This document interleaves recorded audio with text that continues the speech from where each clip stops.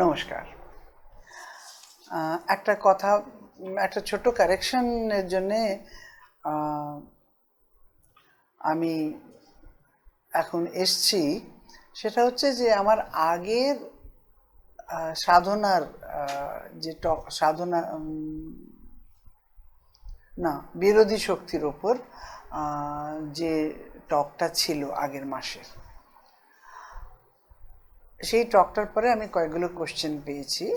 তার মধ্যে দুটো কোশ্চেন এমন যে আমার মনে হলো যে আমি যদি আপনাদের সকলকে এই কারেকশনটা না করে দিই তাহলে একটু অসুবিধা হতে পারে বুঝতে। সেই জন্যে আমি ছোট্ট করে এই কারেকশনটা, প্রথম কোশ্চেনটা আমার কাছে যেটা এসছিল সেটা হচ্ছে যে মায়ের যে স্টোরিটা বলেছিলাম, কাহিনীটা বলেছিলাম, মা সেটা ছোটদের বলেছিলেন আশ্রমেতে। মানে প্রত্যেকটা সভ্যতাতে একটা সৃষ্টির উৎপত্তি কীরকম করে হলো তার একটা কাহিনী আছে, নয় কি? তো মা সব মিলিয়ে একটা আর কি বলেছিলেন যে প্রথমে সৃষ্টি হলো, তাতে 4 জন বিভূতি এমনি এমিনেশনস, তারপরে তারা বড্ড দূরে চলে গেল, তারা উল্টো হয়ে গেল, নলেজটা ইগনোরেন্স হয়ে গেল, লাইফটা ডেথ হয়ে গেল, ইত্যাদি ইত্যাদি, নয় কি? তারপরেতে ব্রহ্ম ভাবলেন যে এই রে, এ তো একবার সব উল্টো হয়ে গেল, এখন আমার তো ইচ্ছে ছিল আমি একা আছি, আমি বহু হব, তো আমি আবার করে সৃষ্টি করব এবং সেই সৃষ্টিটা শ্রেণীবদ্ধ রূপে করব। এই কাহিনীটা আমি বলেছিলাম। ইন আ ওয়ে এটা মায়ের কাহিনী, এতে কোনো ভুল টুল নেই, সে কথা নয়।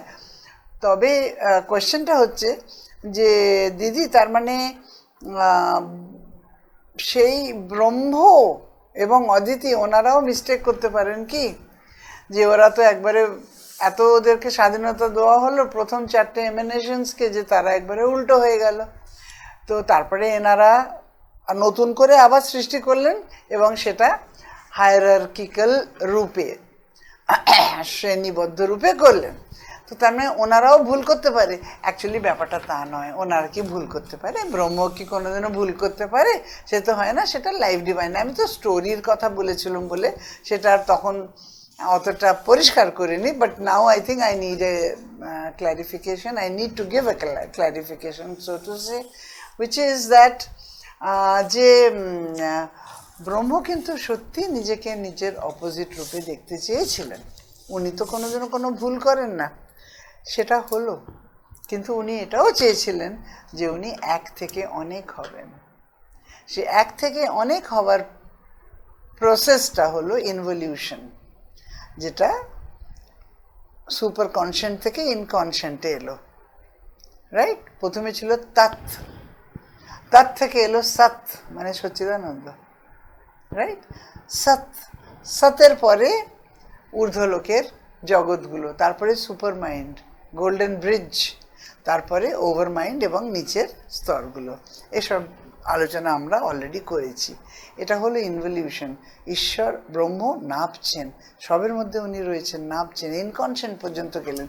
তখন শুরু হলো এভলিউশন, বিবর্তন, উপরের দিকে আবার করে ব্রহ্মর কাছে গিয়ে মিলিত হওয়ার, নয় কি? সেটা হলো প্রসেস অফ এভলিউশন, যেটা থ্রুতে এখন আমরা সকলে যাচ্ছি, নয় কি? এখন এইটা উনি চেয়েছিলেন। আর এই এভলিউশনটা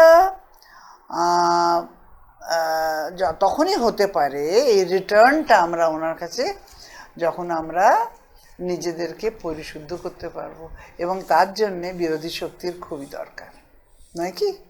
তো সেই জন্যে উনি কোনো ভুল করেন না তো, না? সেই জন্য আমাদের এর থ্রু যেতে হয়। এই কোশ্চেনটার এই আনসার। আর একটা কোশ্চেন এসছিল যে উনি এই পৃথিবীটাকে ক্রিয়েট করে সৃষ্টি করতে পারতেন এবং তাকে এনজয় করতে পারতেন, কেননা ডিলাইটও তো রয়েছে না? সৎ, চিৎ এবং আনন্দ। সৎ হচ্ছে এক্সিস্টেন্স, চিৎ হচ্ছে চেতনা। চেতনা যতক্ষণ নেই ততক্ষণ তো কিছুই মুভ করবে না, নয় কি? তো সচিত এবং আনন্দ, রাইট? তো উনি সচ্চিদানন্দ তাইতেই থাকতে পারতেন। তাহলে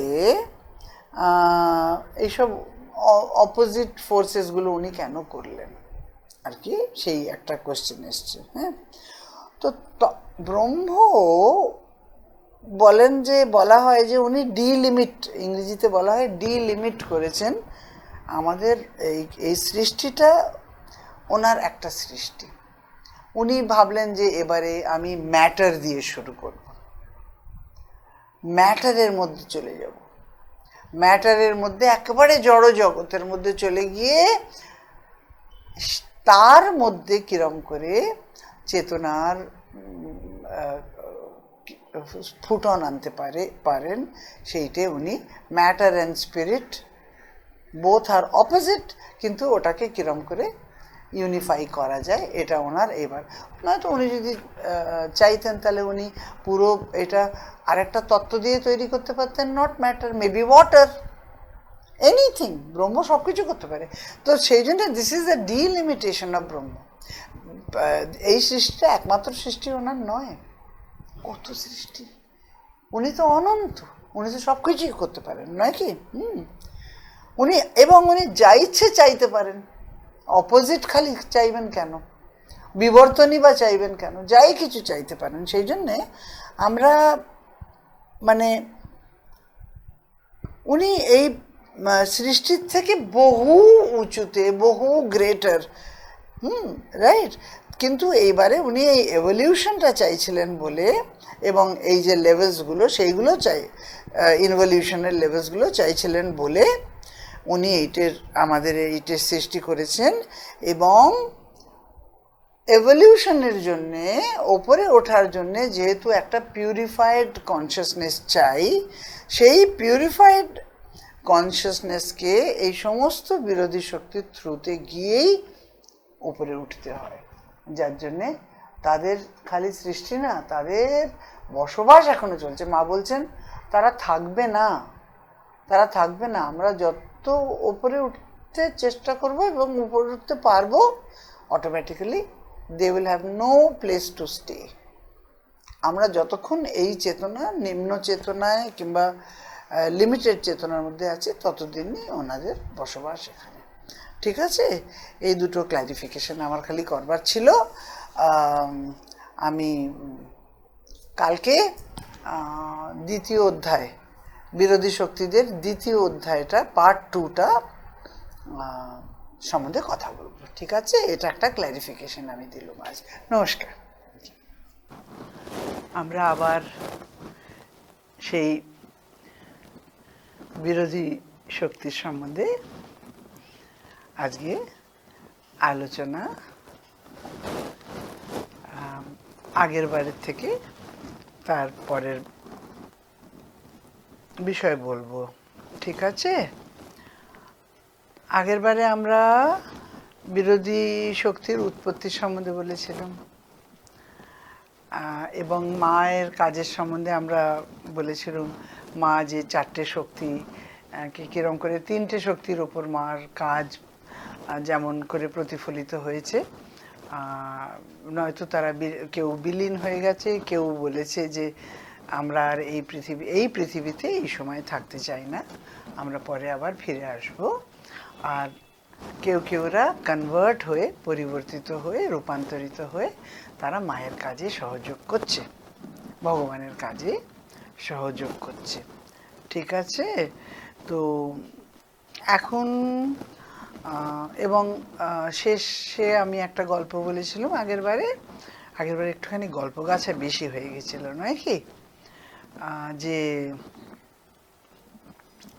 এই শক্তিগুলো যদিও মা বিজয় প্রাপ্ত করেছেন, তবে এই বিজয়গুলো, এই যুদ্ধগুলো এবং বিজয়গুলো দুটোই সূক্ষ্ম এবং গুপ্ত স্তরে ওপরে প্রথমে হয়, তারপরেতে এটা একটা অন্তর্লীন গোপন প্রক্রিয়া আর কি।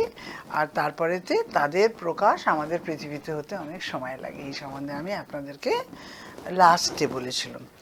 তাহলে এই শক্তিগুলো এখন পৃথিবীর বায়ুমণ্ডলে বাস করছে, প্রধানত প্রাণময় স্তরে, ভাইটাল লেভেলে।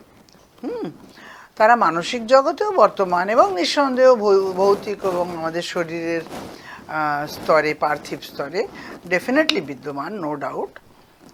যারা মানুষ জাতি মূলত ভৌতিক, মানে আমরা আর কি, যারা মানুষ জাতি ভৌতিক ও ভৌতিক প্রাণ স্তরে বাস করি, ফিজিক্যাল ভাইটাল যেটাকে শ্রী অরবিন্দ বলছেন ইংরেজিতে, এই স্তর হলো আমাদের সমস্ত শক্তি, অনুভূতি ও প্রতিক্রিয়ার ভিত্তি। তাতে উচ্চতর পরিশীলিত আবেগ যেমন আছে, হায়ার ইমোশনস, তেমনি নিম্নতর এবং নেতিবাচক অনুভূতিগুলোও আছে। মানসিক স্তরও এরই একটি গুরুত্বপূর্ণ অংশ। এই প্রতিকূল শক্তিগুলিও আমাদের সঙ্গে আমাদের স্তরেই, একই স্তরে বাস করে, মানে সহাবস্থান। আমরা যে স্তরে বাস করি, ভৌতিক, প্রাণময় বা মানসিক, তারা সেখানে আমাদের সঙ্গেই বাস করে। দেয়ারফোর উই, ইংরেজিতে কি বলা চলে, কোএক্সিস্ট, আমরা সহবাস করি একসঙ্গে, একে অপরের সঙ্গে। এখন তাতে পার্থক্যটা কি হলো, যে তারা আমাদের দৃষ্টিতে অদৃশ্য, আমরা তাদের দেখতে পাই না, এবং অধিকাংশ সময়ে এমনকি আমাদের ইন্দ্রিয়গুলো, আমাদের যে 5টা ইন্দ্রিয় আছে, তাদের দ্বারাও এই প্রতিকূল শক্তি যে আমাদের সঙ্গে সহবাস করছে, তারাও তাদের বুঝতে পারে না, ধরতে পারে না, অনুভব করতে পারে না, একটা করতে পারে না, অনুমানও লাগাতে পারে না যে কিছু একটা হচ্ছে। হয় মাঝে মাঝে আমরা বলি something is wrong somewhere, I am not getting the clue of it, কিন্তু কোথাও একটা কিছু মনে হচ্ছে আনস্টেবল আছে, কোথাও একটা কিছু আছে বলি আমরা, মাঝে মাঝে বলি আমাদেরও একটা সিক্স সেন্স আছে, সে কথা নয়। তবে মা বলেন যে বেশিরভাগ সময় আমরা একবারে কিছু বুঝতেই পারি না। মাঝে মাঝে পড়লে বড় মনটা খারাপ হয়ে যায়। মায়ের যখন শ্রী অরবিন্দ যখন পড়ি, এই জন্যে খারাপ লাগে যে আমরা কি এতই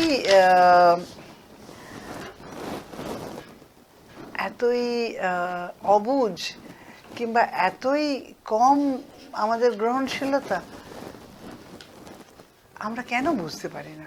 কিন্তু ওনারা মা যখন নানা রকম কোয়েশ্চেন আনসারের থ্রু বুঝিয়েছেন, এবং Sri Aurobindo also through letters, যে শ্রী অরবিন্দ একটা জায়গায় আমার যা মনে আছে পড়াতে, যে তুমি সেই ভদ্রলোকের সঙ্গে মিশে তুমি বুঝতেও পারলে না যে সে তোমার মধ্যে কি কি জিনিস দিয়ে চলে গেল। আজ যে তোমার মধ্যে এই প্রবলেমটা হচ্ছে এবং এই প্রতিক্রিয়া হচ্ছে এবং এই রকমের অনুভব তুমি করছো, এটা বিকজ অফ দ্যাট, কিন্তু তুমি সেটা বুঝতে পর্যন্ত পারলে না। উইচ মিনস দ্যাট আমাদের ওপেনিংটা এত কম, আর আমরা অ্যাকচুয়ালি ঠিকমতো দেখতে, সেই জন্যে যে ওই বাবাজি বলতেন না, ওনার সঙ্গে আমার যে তর্ক হয়েছিল, যে না বাবাজি আমরা কেন মামা বলবো, খালি খালি মামা কেন বলবো, আমাদেরও তো কিছু করা উচিত, করণীয় আছে কি না আছে। তখন আমার বয়স কম, তো বুদ্ধিও খুব কম। তো কিন্তু আমরা ফাইনালি দেখলুম যে আমাদের দ্বারা সম্ভব নয়, সেটা কম বয়স হোক, বড় বয়স হোক, বেশি বয়স হোক।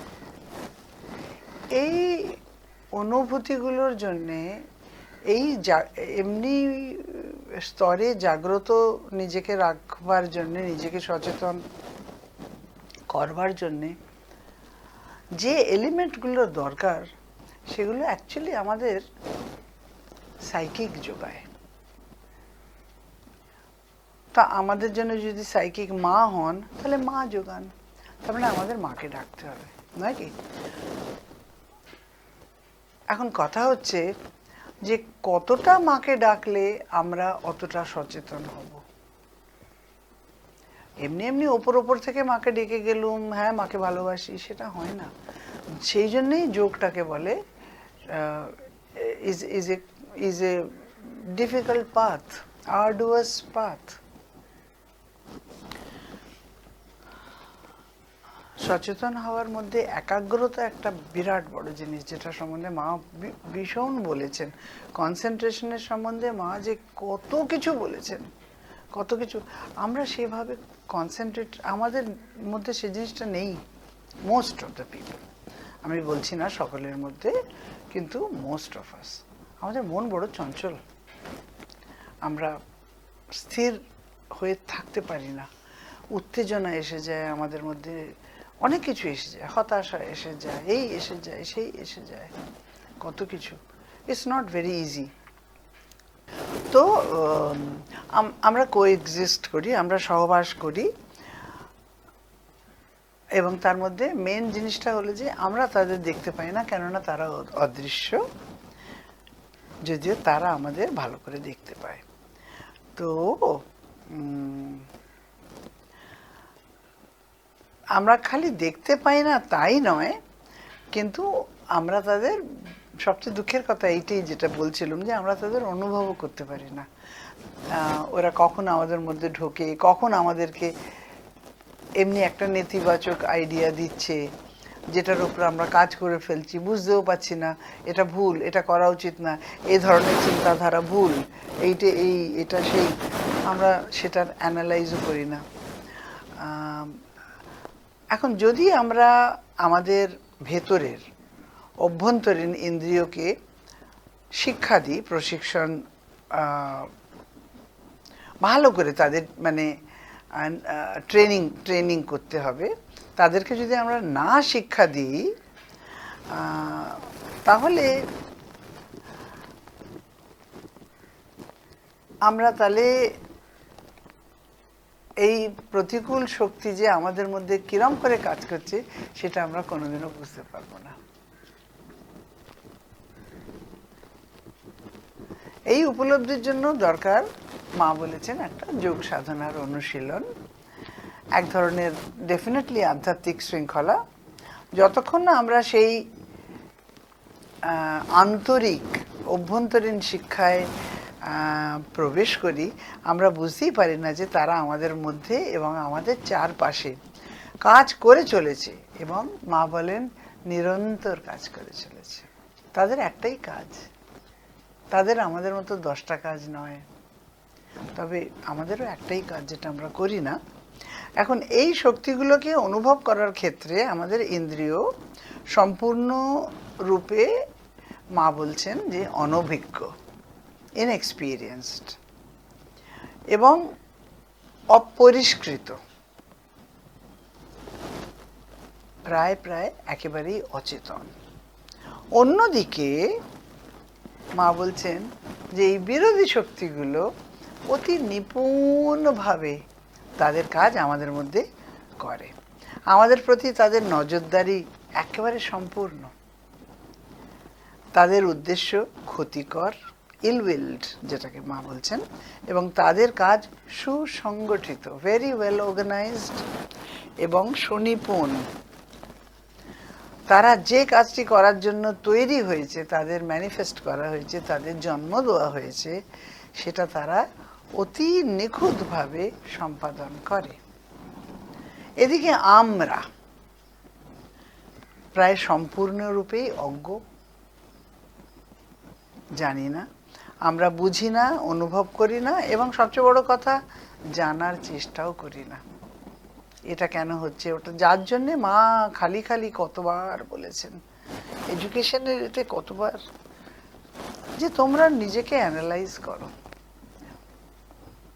মানে আমাদের চিন্তা, আমি কেন এই চিন্তাটা করছি, আমি কেন এদিকে এতটা অ্যাট্রাক্টেড হচ্ছি, কি ব্যাপার আমার মধ্যে, কোন মূল রূপে কোথা থেকে এইটা আমার মধ্যে মানে এটার সৃষ্টি হলো এবং কোন দিক থেকে এটা পোষণ পাচ্ছে আমার মধ্যে, which part, the vital, the mind, the psychology, the emotions, feelings, love, কোত্থেকে আসছে এটা? আমি কেন এত উত্তেজিত হয়ে পড়ছি? আমি কেন বলছি না এই এই এই জিনিসটাই আমাদের করা উচিত, এটা কি ঠিক না ভুল? তো মানে অ্যানালিসিসটা আমরা করি না, একবারে চট করে বন্ধুরা বললো এই হলো ওই হলো শুনলুম, হোয়াটসঅ্যাপে লিখে। আমার একজন বলছে, অবশ্য বয়স কম, তাদের এখনো অনেক কিছু শেখার আছে জীবনে, দিদি আমার কাছে এলো হোয়াটসঅ্যাপে, আর আমি তখনই অ্যাপ্লাই করে দিলাম। তো মা এই কথাটাই বলছেন যে একটু চিন্তা কর, একটু ভাবো কোনটা কি। শ্রী অরবিন্দ বলেছেন তাই। তবে আমি একটু মায়ের কথাটা বেশি পড়ি হয়তো, সেই জন্য মা একটুখানি বেশি বলি আর কি। তবে শ্রী অরবিন্দের এক একটা জায়গায় একবারে মানে কুঠারাঘাত,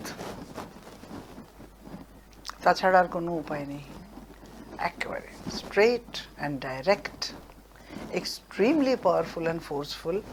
ওনার মাঝে মাঝে একটু ভয়ই করে, সেই জন্য বারবার মায়ের কাছে চলে যাই যে মা সত্যি এটা কিরম করে করতে হয় না করতে হয়। এমনকি আমরা অসুস্থ বা কষ্টে থাকলেও মা বলছেন আমরা শেখার চেষ্টা করি না। এই বিরোধী শক্তিগুলো, এরা মানুষ ও তার প্রকৃতির খুব অতিশয় সূক্ষ্ম পর্যবেক্ষক। তারা ভীষণ করে আমাদের দেখে, আমাদের স্বভাব, আমাদের মনোভাব, আমরা কি ভাবি, আমরা সব কিছু একেবারে খুব ডিটেলে দেখে, অভ্যাস দেখে, আমাদের স্বভাব দেখে, দৈনন্দিন জীবনের ধারা খুব ঘনিষ্ঠভাবে আর কি লক্ষ্য করে। তারা জানে আমাদেরকে কিভাবে প্রভাবিত করতে হয়, কখন আক্রমণ করতে হয়, কখন আমাদেরকে দুর্বল করতে হয়, এবং যখন আমরা দুর্বল হই, যেটা আমরা মানে খুব তাড়াতাড়ি হই, তখন আমাদের মধ্যে কীরকমভাবে প্রবেশ করতে হয়, আমাদের চেতনার ভেতরে প্রবেশ করে কিরকম করে। সবচেয়ে বড় কথা, ইলউইল্ড যে মা বলেছেন, যেমন ব্যাকটেরিয়াস কিংবা জার্মস, এত ইলউইল্ড যে আমাদের মধ্যে যদি একটা সত্যি করে পজিটিভিটি, ভেতরের পজিটিভিটি, যেটা আমাদেরকে একবারে ভেতর থেকে এমনভাবে ধরে রাখবে যে না, কিছুতেই আমার কিছু হবে না, আমি একবারে জানি, ভেতর থেকে জানি, নয়তো ওরা ওদের কার্যকলাপ শুরু করে দেয়, বড্ড অসুবিধে হয়। প্রথমে শুরু হয় মন খারাপ, তারপরেতে মাথা ব্যথা, তারপরেতে এই ওই, ফাইনালি ডিপ্রেশন। নেতিবাচকতাটাকে ওরা আমাদের মধ্যে খুব ভালো করে জানে, নেগেটিভিটিকে কিরম করে আমাদের মধ্যে ঢোকাতে হয়, কিন্তু আমাদেরকে সেই পর্যায়ে নিয়ে আসবে যখন আমরা ওদের সাজেশনগুলো অ্যাকসেপ্ট করি। তখন প্রশ্ন আসে যে তারা কেন এমন করে। মাকে আর কি জিজ্ঞেস করা হচ্ছে, তারা এমনি কেন করে? আমরা তো তাদের কোনো ক্ষতি করিনি, আমরা তো ঠিকমতো দেখতে গেলে জানিও না, বুঝিও না, কিন্তু তারা কেন? আমরা তো তাদেরকে জানিও না, আমরা তো তাদেরকে শত্রু বলে মনেও করি না, আমরা তাদের সঙ্গে ঝগড়াও করছি না, তাদের ডাকছিও না, ইনভাইটও করছি না, কিন্তু তারা কেন ক্রমাগত এটা করে, আমাদের জীবনে হস্তক্ষেপ করে? তারা কি নিজের জগতে সুখে বা শান্তিতে থাকতে পারে না? আমাদের বিরক্ত না করে, ধাক্কা না দিয়ে, পতনের দিকে ঠেলে না দিয়ে নিজের জগতে কি তারা স্থির হয়ে থাকতে পারে না? এটা হচ্ছে প্রশ্ন। কিন্তু সত্য এটাই যে তারা আমাদের জীবন দিয়ে, দেখুন আমি যা বলি সহজ ভাষায় বলি, নিজের ভাষায় বলি, কারণ আমি basically I been a teacher, কিন্তু যা বলি এর মধ্যে থেকে আপনারা জানবেন এবং আপনারা বুঝতেই পারছেন যে আমার একটা জিনিস নয়। তার কারণ আমার এর সম্বন্ধে কোনোই জ্ঞান নেই, আছে কি? পড়াশোনার ব্যাপারে ইংরেজি লিটারেচারের সম্বন্ধে জিজ্ঞেস করলে, হিস্ট্রির সম্বন্ধে জিজ্ঞেস করলে আমি কিছু কিছু বলতে পারবো, কিন্তু এগুলো আমার পক্ষেও ততটাই অদৃশ্য যতটা আমাদের সকলের জন্যে। আমি খালি মায়ের কথাগুলো একটুখানি গুছিয়ে নিয়ে, মায়ের কোয়েশ্চেন আনসার এবং এক্সপ্লেনেশনগুলো একটু গুছিয়ে নিয়ে বলছি, কিন্তু it's very important for us to know. ওইটাই মা বলেন যে তোমরা আগে জানো, তারপরেতে নিজেকে ঠিক মতো, নিজের জীবনটা ঠিক মতো চালাও, এই আর কি। এখন সত্যি কথাটা মা যেটা বলছেন সেটা হচ্ছে যে তারা আমাদের জীবন দিয়ে নিজেদের পুষ্টি যোগায়। তারা শুধু আমাদের ওপর কাজ করে না, তারা আমাদের মধ্যে দিয়ে বাস করে। ইংরেজিতে যেটাকে মা বলছেন, we feed them very happily. আমরা ফিড করি, আমরা ওদের খাদ্য যোগাই, ঠিক আছে? তারা আমাদের চিন্তা, আবেগ, প্রতিক্রিয়া, আকাঙ্ক্ষা, অহংকার, বাসনা, সংঘাত, যেগুলি অপরিশুদ্ধ এবং যেগুলি ঈশ্বরমুখী নয়, গডওয়ার্ড যেটাকে ঈশ্বর অরবিন্দ বলেছেন, যেগুলো ঈশ্বরমুখী নয়, এসব থেকে নিরন্তর নিজেদের খাদ্য সংগ্রহ করে, ঠিক আছে? আমাদের প্রতিটি অপরিশুদ্ধ কর্ম, আবেগাত্মক উত্তেজনা, শত্রুতা, হতাশা, অবচেতন প্রক্রিয়া সবই তাদের জন্যে খাদ্য।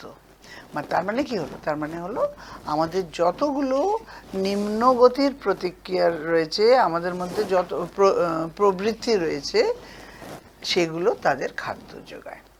আমাদের চেতনা যতবার সত্য, বিশুদ্ধতা, নিঃস্বার্থতা এবং আত্মিকতার পথ থেকে বিচ্যুত হয়, বেরিয়ে যায়, ততবার আমরা তাদের প্রবেশের জন্য দরজা খুলে দিই। মানে যতবার আমাদের ভুল চিন্তা, ভুল আবেগ, ভুল অ্যাটিটিউড আমাদের মধ্যে থাকে, আমরা ওদের জন্যে সপাট দরজা খুলে দিচ্ছি। তারা আমাদের মধ্যে আছেই আছে, আরো বেশি ঢুকে যায়। ওপেন দি ডোর, ডোরের মানে হচ্ছে যে আমরা যতবার একটু সচেতন হয়ে দরজাটা বন্ধ করি, প্রতিবার তারপরে ঢুকে যায়। এর মানে হলো সব নিম্ন প্রাণ আবেগই তাদের খাদ্য।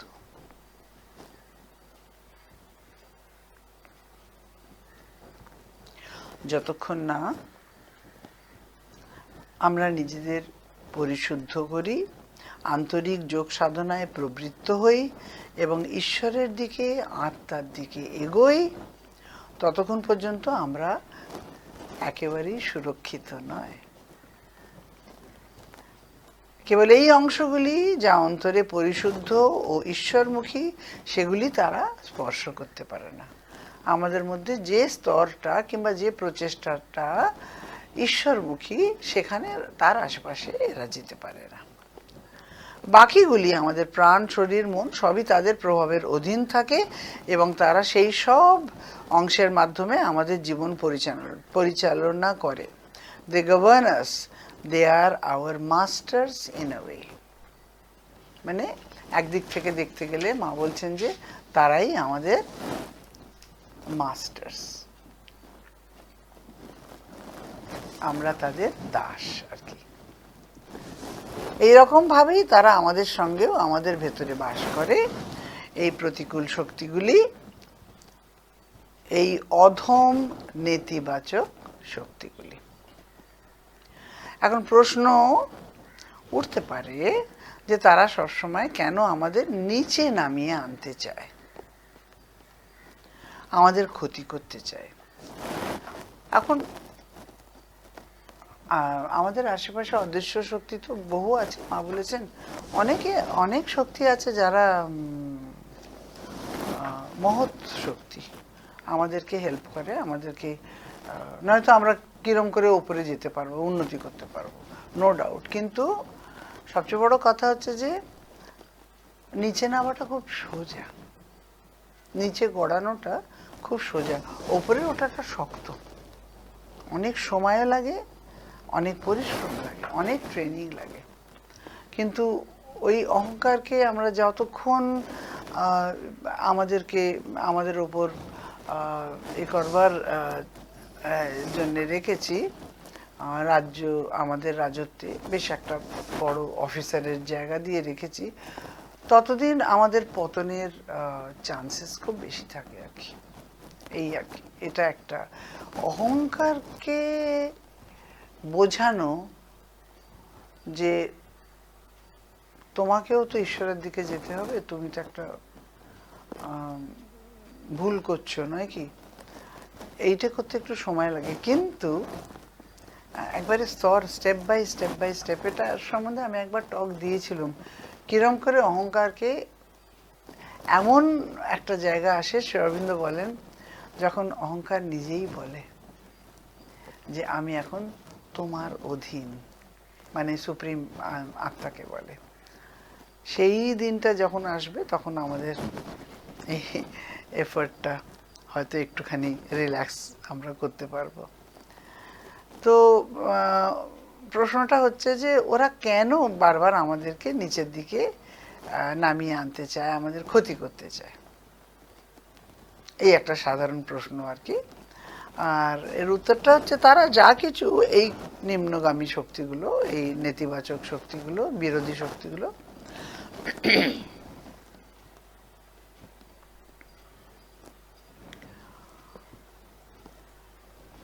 তারা যা কিছু মহৎ, কল্যাণকর, উদার এবং ঈশ্বরীয়, সেটাকে ঘৃণা করে।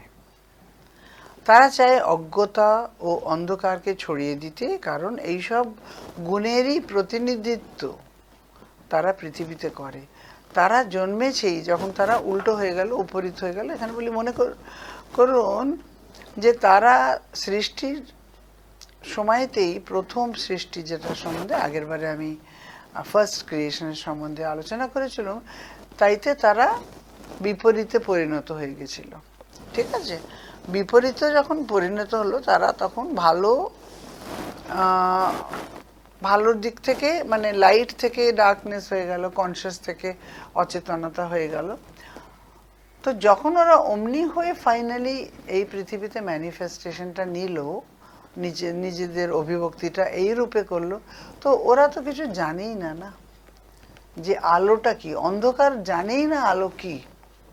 এবং তাদের বলা হয়েছিল যে তোমাদের সৃষ্টি করা হলো পুরো পৃথিবীতে এই সৃষ্টির মধ্যে নিজেদেরকে এ করে দিতে, একেবারে সম্পূর্ণভাবে ছড়িয়ে দিতে। তো তারা তো জানে না, সেই জন্য যেখানেই তারা আলো দেখে তারা ভাবে দিস ইজ রং, এদেরকে, আলোটাকে আমরা অন্ধকারের দিকে নিয়ে যাই। That is the reason. তারা ভালো কিচ্ছু জানে না, তারা যেটাতে পারদর্শী সেটাই করে। এই যে দে আর দ্য রিপ্রেজেন্টেটিভস, যেটাকে বলছে না, প্রতিনিধিত্ব, যেটা করতে এসছে, সেজন্য মা বলেন যে তারা খুব সিনসিয়ারলি তাদের কাজ করছে। কিন্তু আমাদেরকে ঈশ্বর জন্ম দিয়েছেন ঈশ্বর অনুভূতির জন্য, নয় কি? আমরা কি সেটা করছি সিনসিয়ারলি? করছি না, না?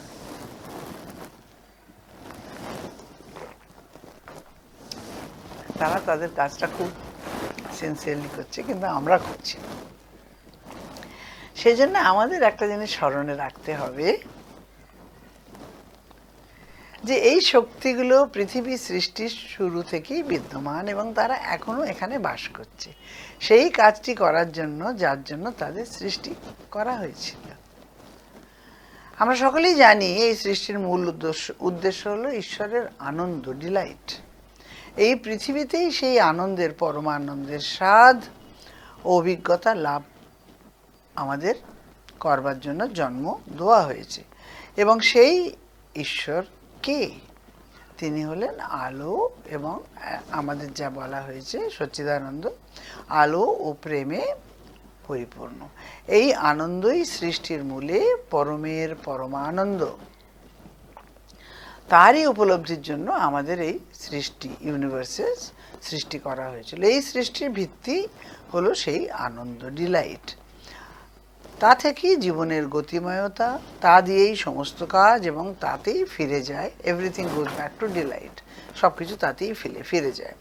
কিন্তু এই প্রতিকূল শক্তিগুলি এই সত্যটাকে মানেও না এবং হতেও দেয় না।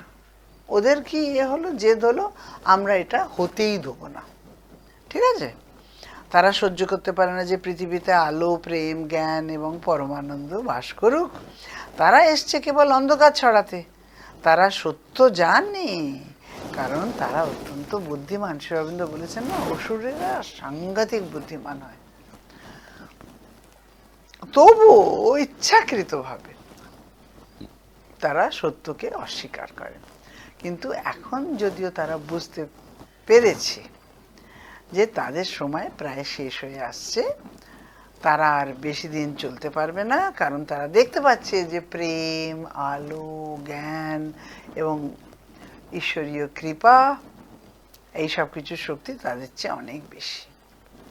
ফলে তারা এখন হিংস্রভাবে শেষ আঘাত হানছে।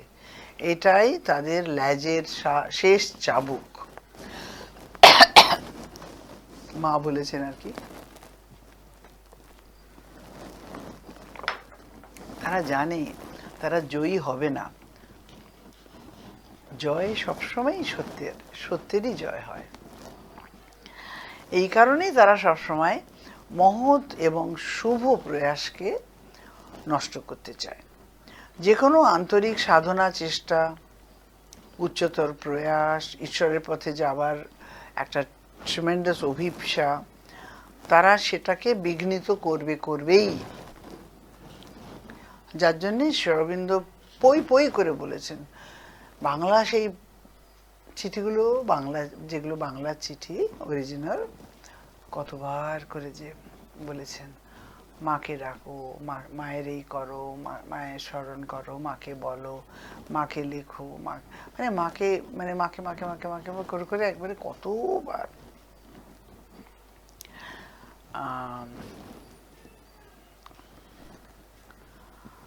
এই শক্তিগুলো আমাদের, আপনারা এখন বুঝতে পারছেন যে আমাদের অপূর্ণতার উপর তাদের সবচেয়ে বেশি নির্ভরতা, এবং আমাদের অপূর্ণই রাখতে চায় এরা আর কি। মা বলেছেন যে মনের উচ্চতর স্তরে কোনো বিদ্বেষ, কামনা বা অস্থিরতা থাকে না, ফলে সেখানে কোনো প্রতিকূল শক্তি প্রবেশ করতে পারে না। সেই অঞ্চল শান্ত, সুস্থিত, প্রশান্ত এবং জ্ঞানপ্রদ। ফলে প্রতিকূল শক্তির পক্ষে সেখানে বাস করা অসম্ভব। এবং আমাদের মধ্যে যতটা আমরা উঁচুতে যেতে পেরেছি, সেখানে তারা আসতে পারে না। কিন্তু আমরা নেমে যাই না। আমাদের যতক্ষণ না নিচের থেকে সব কিছু পরিষ্কার করে তারপরে উপরে উঠতে হবে। নিচের জিনিসগুলো যদি আমরা করা ছেড়ে দিই, অপূর্ণ থেকে যায়, বড্ড অসুবিধা হয়। তারপরে সাবকনশিয়াসে চলে যায়, তারপরে সেখান থেকে আবার ওঠে। আরও একটি বিষয়ের সম্বন্ধে মা বলেছেন যে এই শক্তিগুলি কখনোই আমাদের অন্তস্থ আত্মাকে, মানে চৈত্য সত্তা, সাইকিক বিইং কে কোনো আশেপাশেও আসতে পারে না, স্পর্শ করতে পারে না। আমাদের সত্তার উচ্চতর ক্ষেত্র তাদের নাগালের একেবারে বাইরে। আমরা আগে এটা আলোচনা করেছি যে আমাদের সত্তা দুটি স্তরে বিভক্ত, নয় কি? একটা ঊর্ধ্বস্তর, একটা নিম্ন স্তর, উচ্চ স্তর এবং নিম্ন স্তর। নিম্নতর স্তরে রয়েছে আমাদের মন, প্রাণ, দেহ, তারও নিচে রয়েছে অবচেতন এবং নিশ্চেতন। না, এটাই হলো নিচের অর্ধাংশ, রাইট? উচ্চতর এবং নিম্নতর অর্ধাংশের মধ্যে সেতু বন্ধন করে যে শক্তি, সেটা হলো আমাদের সুপার মাইন্ড, হ্যাঁ, যা এখন পৃথিবীতে মা শ্রী অরবিন্দ প্রতিষ্ঠিত করেছেন। মা বলছেন হৃদয় বা মনোজগতের কেন্দ্রস্থল, that means vital and the mental. Psychic centre এই প্রতিকূল শক্তির একেবারেই নাগালের বাইরে, তারা সেখানে মনোজগৎ এবং হৃদয়ের কেন্দ্রস্থল মানে দ্য সাইকিক বিং। তাহলে তারা কোথায় কাজ করে এই শক্তিগুলো? তখন মাকে যখন জিজ্ঞেস করা হয়েছে, মা বলছেন তারা থাকে সেই জায়গায় যেখানে আমরা বাস করি। এই বস্তু জগৎ আমাদের মন প্রাণ ও নিম্নতর অস্তিত্বের মধ্যে। তারা আমাদের চারপাশে পরিবেষ্টিত হয়ে থাকে, আবেষ্টিত করে রাখে আমাদের। এই কারণেই আমরা হিংসা করি, রাগ করি, প্রতিক্রিয়া জানাই, মিথ্যে কথা বলি, অন্যকে দমন করবার চেষ্টা করি, সহযোগিতা করতে পারি না, পরোপকার করতে পারি না, কিছু মনে হয় যদি আমার ভালো লাগে সেটা আমরা ভাগ করে নিতে পারি না, এগুলো আমাদের পছন্দ নয়। ঐক্য, প্রেম ও সত্য আমাদের কিন্তু ভালো লাগলেও আমাদের ভালো লাগে অসত্য। কেননা এই যে কথাগুলোর মা বললেন এগুলো তো সব ফলসুডের সার্কেলে আসে, নয় কি? তাহলে কি তারা আমাদের সঙ্গে আমাদের মধ্যেই তাদের অস্তিত্ব হয়ে বাস করে? আমরা যদি সততার সঙ্গে নিজেদের দেখি বুঝতে পারবো যে তাদের সঙ্গে আমাদের একটা খুব বেশি করে সহযোগ রয়েছে। এই প্রতিকূল মানে রীতিমতো নিবিড়ভাবে তারা আমাদের মধ্যে বাস করে, ভেরি ইন্টিমেটলি। এই প্রতিকূল শক্তিগুলি আমাদের পরীক্ষার জন্য, না মা বলছেন আমাদের পরীক্ষার জন্য, আমাদের প্রকৃতিকে রূপান্তরিত করার জন্য এখানে রয়েছে। যতক্ষণ না আমাদের ঈশ্বর সন্ধান নিখুঁত ও খাঁটি হয়, যতক্ষণ না আমরা শান্তি বা বিশুদ্ধতায় নিজেদেরকে স্থিত রাখতে পারি, তারা আমাদের উন্নতির জন্য প্রয়োজনীয়। এটা একটা জিনিস আমাদের বুঝতে হবে যে তারা ততক্ষণই আমাদের আশেপাশে এবং আমাদের ভেতরে থাকবে যতক্ষণ না আমরা এই অপরিশুদ্ধতার গণ্ডিটা পেরিয়ে উঁচু দিকে নিজেদেরকে নিয়ে যেতে পারি। এবং আমরা এই লেভেলে যেটা রয়েছি সেটা পরীক্ষা আমরা নিজেদের করতে পারি, কেননা এই শক্তিগুলো আছে।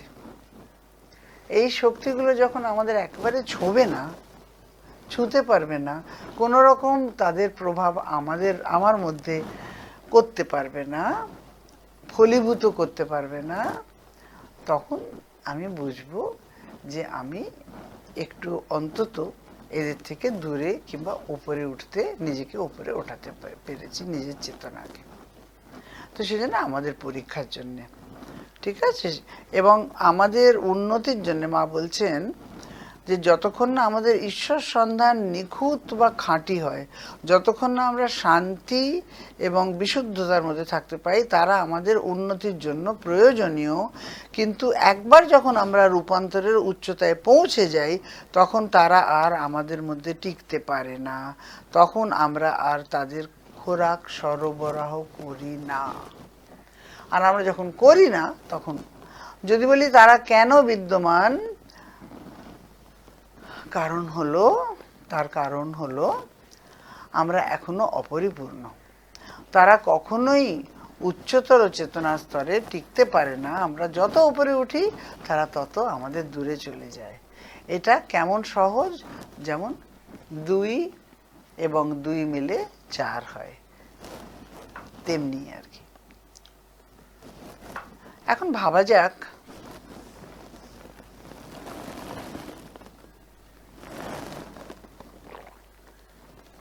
কখন আমরা সবচেয়ে বেশি দুর্বল হয়ে পড়ি,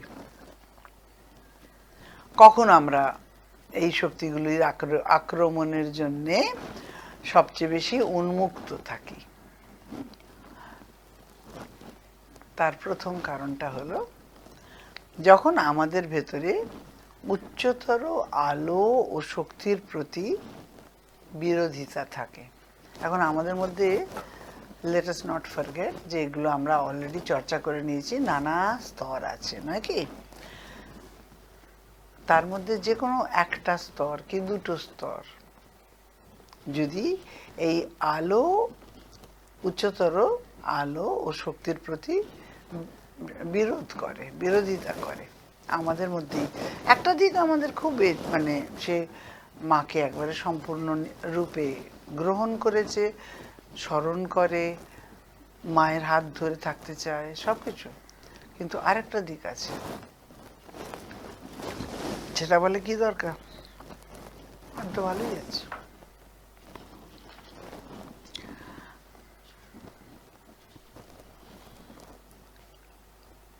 যখন আমাদের ভেতরের কোনো একটা অংশ ঈশ্বর ও আত্মার পথ চাইছে, কিন্তু অন্য অংশগুলি তা অস্বীকার করছে, তখন আমরা তাদের ঢোকবার দ্বার খুলে দিই। মা বলছেন, ঠিক আছে? অনেক সময় আমাদের ভেতরের এক অংশ বুঝে ফেলে যে ঈশ্বরই আমাদের লক্ষ্য হওয়া উচিত। আত্মার উপলব্ধি আমাদের সাধনার একমাত্র উদ্দেশ্য হওয়া উচিত, এবং আমি সেই রাস্তাতেই চলব। কিন্তু অন্যান্য অংশ ভাবে, ঈশ্বরকে নিয়ে ভাবতে যাব কেন? আমার তো গয়না গাটি, আইসক্রিম, পার্টি, সামাজিক মান মর্যাদা, গাড়ি, এসি, ব্যাংকে টাকা, আমার তো এসব চাই। আমি ঈশ্বরকে নিয়ে কেন ভাবতে যাব? এখন আমার কোনো দরকার নেই। আমি তো এইগুলোতে বেশি আনন্দ পাই। সত্যি কথা, there is nothing wrong in it, কিন্তু সত্যি, ঠিক আছে? তারা এখনো অর্ডিনারি স্তরে আছে, কিংবা নিচু স্তরে আছে। নিচু স্তরে ইন দি সেন্স যে এই স্তরে থাকলে কি হয়, তখন আঘাতগুলো তেমনি হয়। কেন, তুমি তো দরজাটা খুলেই রেখেছো এই প্রতিকূল শক্তিকে আনবার জন্য। তারা তোমাকে অভিমান, গর্ব, প্রাইড, ইগো সব কিছু যোগান দেবে। তুমি নিজেকে একজন বেশ কেউ কেটা মনে করবে। তার আবার আলাদা নয় কি? মানও আছে, মানের সঙ্গে আবার অপমানও আছে। তাই আর কি। তো তারা এখনো সেই নিচু স্তরের আকর্ষণে বাঁচে। মানে আমাদের মধ্যেই আর একটা অংশের কথা বলছি। এই রকম বিভাজন যখন আমাদের মধ্যে সৃষ্টি হয়, তখন মা বলছেন প্রতিকূল শক্তিগুলো খুব শিগগিরই আমাদের মধ্যে ঢোকে।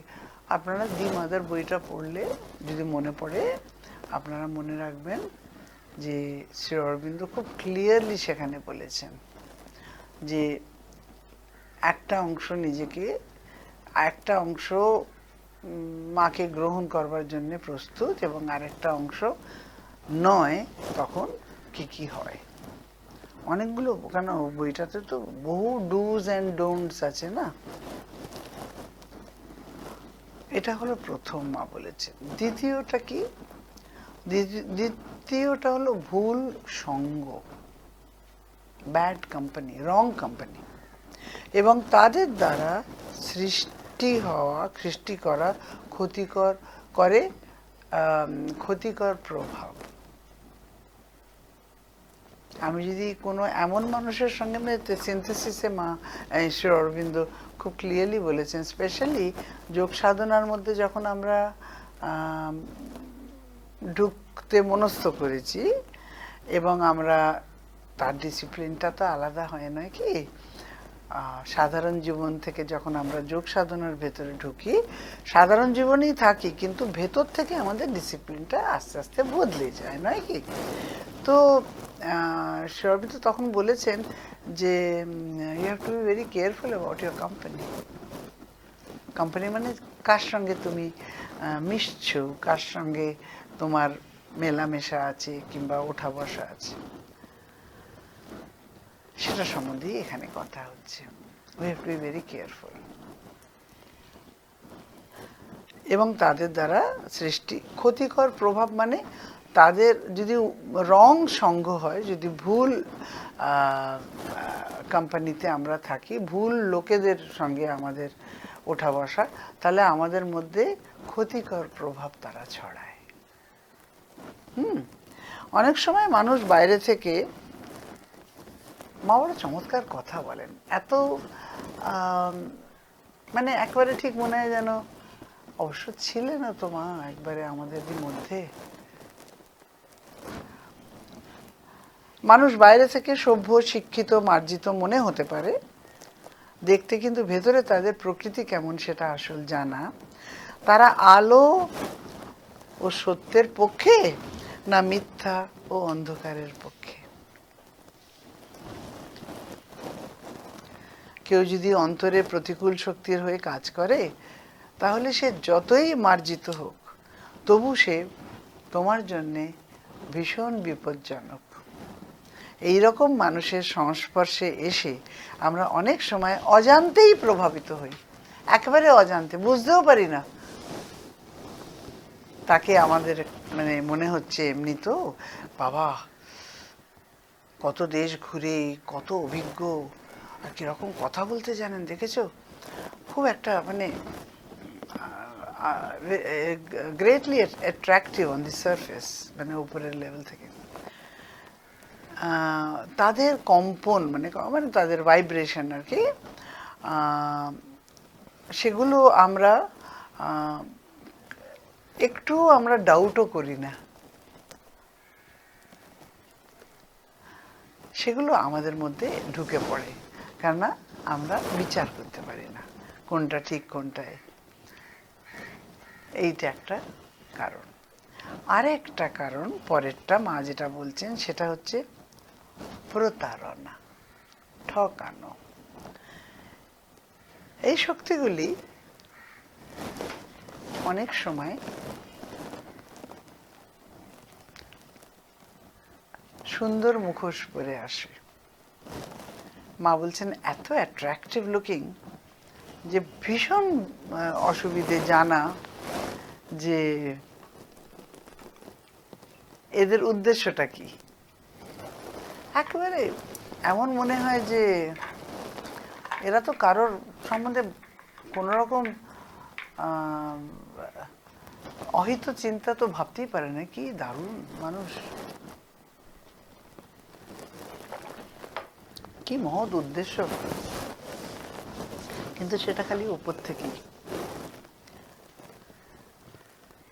সেই জন্য মা বলছেন সুন্দর মুখোশ পরে আসে। যদি আমরা দুর্বল, বিভ্রান্ত বা বিচার করতে অসমর্থ হই, তাহলে সহজেই প্রতারিত হই। যদি আপনি একজন বিনম্র ও আন্তরিক সিনসিয়ার সাধক হন, যতই হন, মাকে ধরে আছেন এবং খুবই ডিসিপ্লিন লাইফ লিড করছেন এবং সত্যিভাবে খুবই সিরিয়াস সাধনার ব্যাপারে, মা বলছেন এমনি ধরনের মানুষকেও তারা বিপদে তাদের ফাঁদে ফেলতে পারে। এই বিরোধী শক্তিগুলোর সম্বন্ধে বলব। যেমন ধরুন আপনি একটা যে কোনো জায়গায় কাজ করছেন, কালেকটিভ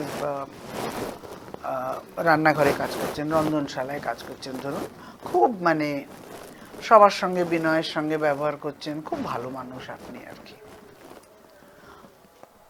একদিন আপনার কানে কানে এসে বলল, তুমি এত নরম কেন, এত ভালো কেন, মাঝে মাঝে একটু রাগ দেখাবে, বুঝলে, নয়তো এরা তোমাকে কখনো কিচ্ছু কোনো মূল্যই দেবে না, একবারে পাত্তাই দেবে না একবারে।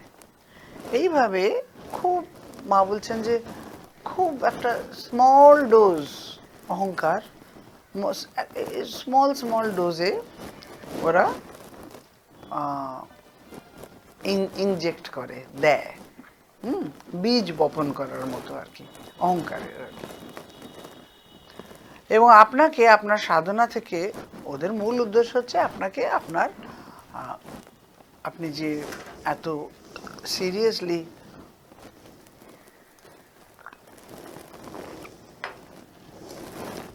নিজেকে ঈশ্বরমুখী রাখতে চাইছেন, সেই সাধনার মধ্যে তারা একটা ঢোকাতে চায়। তো এমনিভাবে একবার, দুবার, তিনবার, চারবার বলতে বলতে একবার অহংকার ঢুকে গেলে, মা বলছেন যারা বড় সাধক তাদের সম্বন্ধে বলছে, মানে যারা বেশ বড় সাধক বলছি না, মানে যারা বেশ রাস্তায় আছে এবং ইন রাইট ডাইরেকশন এবং রীতিমতো সিরিয়াস, তাদের সম্বন্ধে আর কি মা বলছেন। একবার যদি এই শক্তিগুলি অসংখ্য রূপে এদের মানে মুখোশ পরা তো নানা রকম এ করি ঢুকে গেলে, মা বলছেন একবার অহংকার তাদের মধ্যে ঢুকে গেল, সবকিছু শেষ হয়ে যায় একেবারে। তো উনি বলছেন যে, আর এটা উনি বলছেন অ্যাবাউট দোজ যারা বেশ রীতিমতো সিরিয়াস সাধক, তাদের মধ্যে ওরা দেখে কখন কিরম ভাবে ওদের মধ্যে এক একটা করে ছোট ছোট জিনিস ইনজেক্ট করবে, সো দ্যাট তারা ভাবে যে না এটা তো সত্যি কথা, আমি তো এত ভালো করে কাজ করি, আমাকে এমনি করে বললো, আমার কথাটা শুনলো না। একবার মাথার মধ্যে যদি, মা বলেন অহংকার জিনিসটা এত সাংঘাতিক, বলছে যে তখন তারা পথবিচ্যুত হয়ে যায়। Very sad, extremely sad. তাদের যদি এই অবস্থা হয় তাহলে আমাদের সচেত হতে বড় সময় লাগে। তখনও যদি মানে আমরা কখনোই নিজেদেরকে রিল্যাক্স করতে পারি না। মা বলছেন যে তারা একবারে হুশ করে নেমে যায়। তাহলে এত দিন ধরে যে মানুষটা এত সাধনা করে নিজেকে একটা স্তরে, উচ্চ স্তরে নিয়েই যেতে পারলো, এই বিরোধী শক্তিগুলো তাদেরকে নাবাতে তেমন সময় লাগে না। They have their own network, সাংঘাতিক নেটওয়ার্ক আছে। মানে পড়লে ভয় লাগে, সত্যি বলছি, একেবারে ভয় লাগে যে দেখো তো মাই গড আমাদের আশেপাশে আছে অথচ আমরা দেখতে পাচ্ছি না, বুঝতে পারছি না। সেই জন্য মা বলছেন কারা এদের প্রশ্রয় দিচ্ছে? আমরা নিজেরাই এদের প্রশ্রয় দিচ্ছি, আমাদের অসুচি ভাবনা, কামনা এবং আমাদের কর্মের দ্বারা। অনেক সময় আচ্ছা আর একটা জিনিস মা বলছেন, অনেক সময় মৃত্যুর পর যাদের বাসনা অপূর্ণ থাকে তারা এই শক্তিগুলির রূপে পরিণত হয়। এই জন্মে তাদের খুব এই করার ইচ্ছে ছিল, এই হওয়ার ইচ্ছে ছিল, নাম খাওয়াবার ইচ্ছে ছিল, এই করবার ইচ্ছে ছিল, কিন্তু করতে পারেনি, মারা গেছে। তো তাদের ভাইটাল অংশটা যায় না, সেটা কারোর মধ্যে ঢুকে যায়। আর কার মধ্যে ঢোকে? যারা দুর্বল চিত্ত, তাদের মধ্যে ঢুকে কাজ করে। ঠিক আছে? তো উনি বলছেন যে মৃত্যুর পর যাদের বাসনা অপূর্ণ থাকে, মানে আবার অন্য এক রকমের উৎপত্তির কথা হচ্ছে এখানে, এই প্রতিকূল শক্তিরগুলো, ভাইটাল শক্তিরগুলো, যাদের বাসনা অপূর্ণ থাকে তারা এই শক্তিগুলির রূপে পরিণত হয়। ভ্যাম্পায়ার, অসুর, মানবাকৃতি হলেও মানবিক নয়। মা বলছেন যে এমনকি খুব আন্তরিক সাধকও এই শক্তির ফাঁদে পড়তে পারে। এটা আমি করলাম, সে যখন ভাবে এটা আমি করেছি, আমি মানে অহংকার, বিরাট একটা ব্যাপার না? এটা আমি করলুম মানে ওই যে মনে অহংকার ঢুকে গেল, তখন আর তার মনে এলো না যে এটা তো আমাকে দিয়ে মা করালো, মা যদি না করাতেন এটা কি আমি করতে পারতুম? যেই আমিটা ঢুকে গেল আবার করে ছোট্ট অহংকার, সেটাই তাদের প্রবেশদ্বার হয়ে গেল বিরোধী শক্তিগুলোর। সেই ছোট্ট অহংকার দীর্ঘ সাধনার ভিত পর্যন্ত কাঁপিয়ে দিতে পারে। এই শক্তিগুলির সবচেয়ে বড় আশ্রয়স্থল হলো ডিসহারমনি, অসামঞ্জস্য, ভেতরের ডিসহারমনি এবং বহিরাগত, ভেতরের, অভ্যন্তরীণ এবং বাইরের, ভেতরের এবং ব্যক্তিগত জীবনে, পরিবারে, সমাজে, দেশে, যেখানে বিবাদ, বিশৃঙ্খলা ও ভেদাভেদ, সেখানেই তাদের খেলা। মা বলেন আচ্ছা, আমি অনেকবার মা বলেন বলছি, আপনাদের না খারাপ তো লাগবে না, আপনারা তো মায়েরই ভক্ত, মায়ের কথাই বলছি। মা বলেন যে এই শক্তিগুলির প্রধানকে বলা হয় দি লর্ড অফ নেশনস, ইংরেজিতে লর্ড অফ নেশনস, যিনি দুটো বিশ্বযুদ্ধের জন্য দায়ী। দুটো বিশ্বযুদ্ধ হয়েছে না, প্রথমটা হলো আমাদের লাস্ট সেঞ্চুরির বিগিনিংয়ে, আর একটা হলো 1930s শুরু হয়ে 40s শেষ হলো, নয় কি? দুটো বিশ্বযুদ্ধের জন্য দায়ী হলো। তো সে এক অতিশয় মর্মম ও নিঠুর শক্তি, মা বলছেন। ঠিক আছে, তো আমরা এখন বুঝতে পারছি যে এই শক্তিগুলি বৈশ্বিক শক্তি, বৈশ্বিক ইউনিভার্সাল লেভেলের প্রাণ জগতে, ঠিক আছে, প্রাণ স্তরে থাকে এবং মূলত ভাঙা প্রাণ সত্তার থেকেই তাদের জন্ম হয়। কিছু ব্যতিক্রম বাদে অধিকাংশই এই শক্তিগুলো ক্ষতিকর। ভয়, ক্ষোভ, ঘৃণা এসব পরিবেশে তারা বাস করে। দুর্ঘটনা, দুঃখ তারা সৃষ্টি করে যাতে সেই শক্তিকে শোষণ করে খেতে পারে। ঈর্ষা, রাগ, ঘৃণা, লোভ, স্বার্থপরতা এসব তাদের টেনে আনে। এগুলি নেহাত নিম্ন স্তরের গুণ। এগুলি এক অশিক্ষিত প্রাণ ও দূষিত মন থেকে আসে, একটি ফাঁপা মন যার কোনো অন্তর্নিহিত শক্তি নেই, মানে ভেরি অর্ডিনারি কনসিয়াসনেস। এই ধরনের প্রতিক্রিয়া, রেগে যাওয়া, হিংসা করা, এগুলি অত্যন্ত, মা বলেছেন, দুর্বলতার চিহ্ন। সত্যিকারের শক্তি হলো সংযমে। এই প্রতিকূল শক্তিগুলি আমাদের ভারসাম্য নষ্ট করবার জন্যে উদ্যত হয়ে থাকে। আমরা যদি তাদের একটু সুযোগ দিই, তারা খুবই আনন্দ পায়। অনেক কথা বললুম আজকে, নয় কি? অনেকগুলো কারণ, অনেকগুলো প্রশ্নের উত্তর যা মা দিয়েছেন, এটা এখনো চলবে, অন্তত আর একবার তো চলবে, যদি না আর একটু বেশি হয়। যখন আমরা এর মধ্যে ঢুকেছি তখন পুরোটাই জানতে চেষ্টা করি। ঠিক আছে, তাহলে এবারে রাখি, পরের বারে আবার আলোচনা হবে।